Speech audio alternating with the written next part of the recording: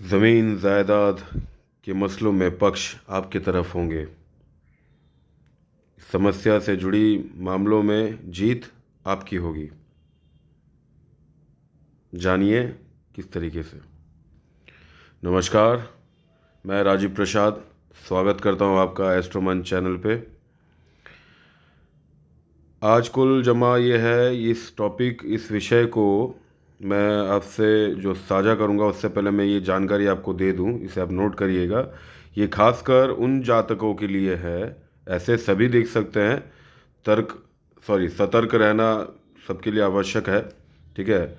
और परामर्श से बड़ा कोई धर्म नहीं, मैं ये मानता हूँ। लेकिन उसके साथ साथ उन जातकों के लिए है जो बड़े तकलीफ़ों का सामना कर रहे हैं, कोर्ट कचहरी का मुंह देख रहे हैं, या ज़मीन जायदाद प्रॉपर्टी के मामलों के वजह से, ठीक है। उनके लिए ये खासकर ये वीडियो मैं बना रहा हूँ कि जन्म स्थिति के दौरान, मतलब जन्म के वक्त जो कुंडली की परिस्थिति थी, ठीक है, और अभी संचलन के वक्त ट्रांजिट में क्या उसका परामर्श निकल के आता है, क्या परिणाम निकलेगा, वो मैं बताऊंगा इस वीडियो में आपको, ठीक है। ऐसे तो आपने थंबनेल पढ़ा है, विषय आपने टाइटल पढ़ा है, क्या है विषय, अब मैं समझाता हूँ। आइए, कैसे समझेंगे। देखिए, सबसे पहले जन्म कुंडली में इतना तो कहीं ना कहीं आपको भी पता है, ठीक है। जो भी ज्योतिष के ज्ञाता हैं या ज्ञान रखते हैं, थोड़ा बहुत भी सीखते समझते हैं कि मंगल ग्रह का मूल भूमिका रहता है मंगल ग्रह का, ठीक है। इसमें उस हिसाब से एक तो मंगल ग्रह है ही, वो हो गया। दूसरा एक और ग्रह है, वो बुध देव है। बुध असल में कारक तो नहीं माने जाते, मतलब क्या कहते हैं, भूमि के कारक तो, लैंड के कारक तो नहीं माने जाते, लेकिन उनका एक कैमियो रोल है इस पार्ट में, ठीक है। और छोटा सा ही, ज़्यादा नहीं, लेकिन मैं ये बताऊंगा, अभी पूरा डिस्क्रिप्शन में बताऊंगा। लेकिन भूमि में जान डालने का काम बुध देव का होता है। जैसे एक सूखा बंजर जमीन है, अचानक से उसमें मतलब वृक्ष उगने लगे, धान उगने लगे, या खेती चाष होने लगी, वो होता है बुध। मतलब समझ लीजिए ज़मीन जो लैंड है वो हो गया मंगल, और उस पर जो हार्वेस्टिंग, जो खेती बाड़ी हो रही है, वो हो गया बुध। तो ये कॉम्बिनेशन होता है। तो इस विषय में क्या गणित बैठेगा जब बात ज़मीन जायदाद के मसलों की हो।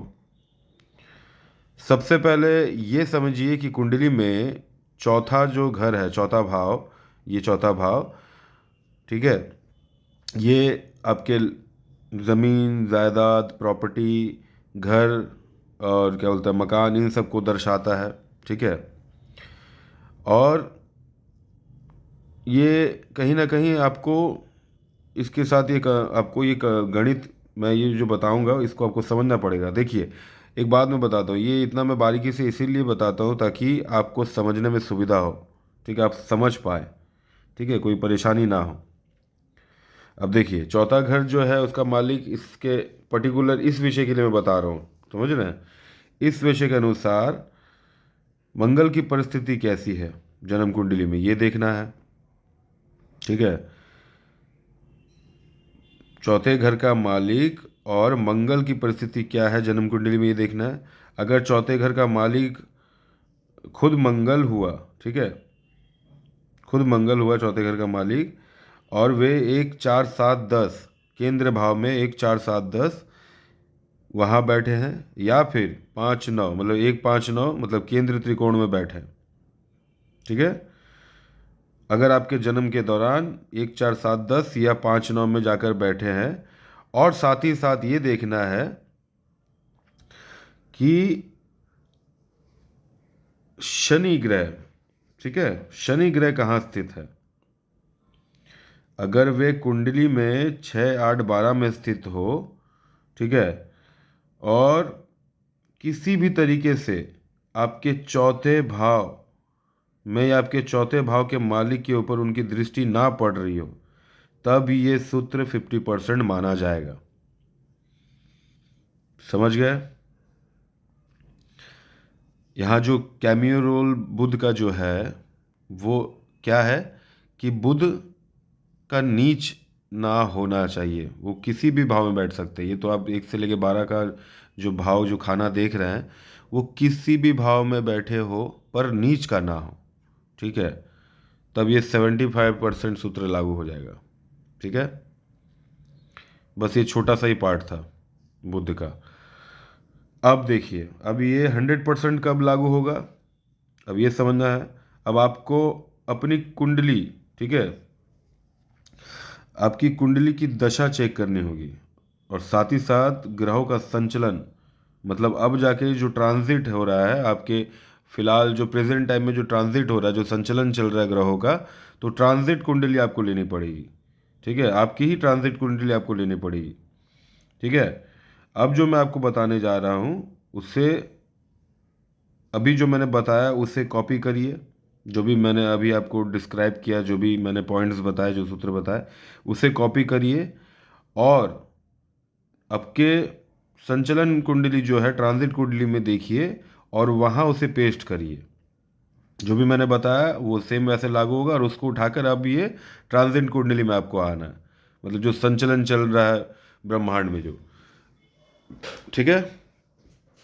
यहाँ पेस्ट करिए, और साथ में यहाँ आपको अब ये ऐड करना है कि शनि की अंतर और प्रत्यंतर दशा, महादशा नहीं, अंतर या प्रत्यंतर दशा चल रही हो, ठीक है।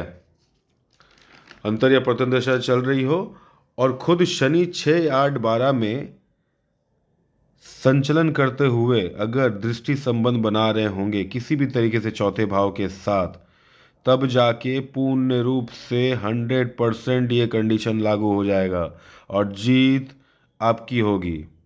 मिला लीजिएगा। समझा पाया मैं आपको? यहाँ मैंने जो जन्म कुंडली में जो डिफरेंसेस बताए और ट्रांसिट कुंडली में जो डिफरेंसेस बताए, इस वीडियो को आपको अच्छे से देखकर समझ के तब जाके आपको ये चीज़ निकल के आएगी बाहर, तभी आप लागू कर पाएंगे। जब तक आप वीडियो को नहीं देखेंगे ढंग से, आप नहीं समझ पाएंगे, क्योंकि मैं एक एक चीज़ पॉइंट पॉइंट बाय पॉइंट में बारीकी से समझाता हूँ। तो कहीं अगर आप स्किप कर देते हैं तो देखने में आप ही को परेशानी आएगी, फिर बाद में आप कह सकते हैं कि आप, मैंने आपको सही तरीके से समझाया नहीं, बताया नहीं। तो मेरा हमेशा अनुरोध रहेगा, आप प्लीज़ वीडियो को ध्यान से देखिए। अगर आप स्किप भी करना चाहते हैं तो आप पहले इंट्रोडक्शन को स्किप करके जहाँ से मैं शुरू कर रहा हूँ उस पॉइंट को ज़रूर से सुनिए और समझिए। ये आपके सीखने के लिए मैं बता रहा हूँ। बाकी मेरी जो विश्लेषण है, ये घटनाओं को मैं मुद्दा बनाकर उसके जड़ तक जाता हूँ और खोज की विशेषताओं को समझता हूँ।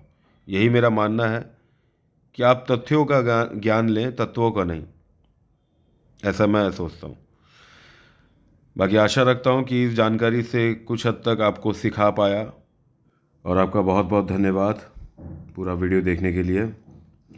बाकी इसे अपना प्यार दें, पसंद आए तो लाइक करें, आगे बढ़ाएं, शेयर करें। ख्याल रखें, अच्छे से रहें और स्वस्थ रहें। हर हर महादेव। हरे कृष्णा।